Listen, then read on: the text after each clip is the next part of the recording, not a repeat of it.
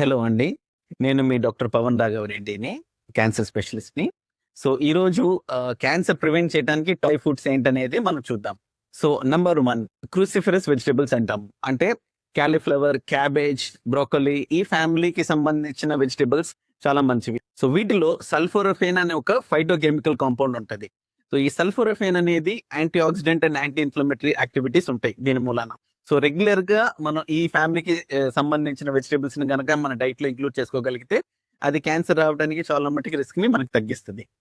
So, number 2 berries అంటే blueberries గానీ, strawberries గానీ, రాస్‌బెర్రీస్ గానీ, సో, ఇలాంటి ఎగ్జాటిక్ ఫ్రూట్సే కాకుండా మన ఇండియన్ గూస్‌బెర్రీ కూడా అంటే ఆమ్లా గానీ, మన ఉసిరికాయల్లో గానీ, ఇవన్నీ full of antioxidants. So, మన బాడీలో ఏ సెల్ అయినా డ్యామేజ్ అయినా సరే, దాని నుంచి రికవరీ చేయడానికి మనకి యాంటీ ఆక్సిడెంట్స్ చాలా పనిచేస్తాయి. సో, ఇట్లా రికరెంట్ డ్యామేజెస్ ఉన్న సెల్స్ క్యాన్సర్‌గా మారటానికి అవకాశం ఉంటది. సో, మన రెగ్యులర్‌గా మన స్నాక్స్‌లో ఈ బెర్రీస్‌ని గనుక ఇంక్లూడ్ చేసినట్లయితే క్యాన్సర్ సెల్స్‌గా మారటానికి ఉండే ఛాన్సెస్ తక్కువుంటాయి. సో, ఫ్రెండ్స్, క్యాన్సర్ ఫైటింగ్ ఫుడ్స్‌ని మన డైలీ డైట్‌లో ఇంక్లూడ్ చేసుకుందాము.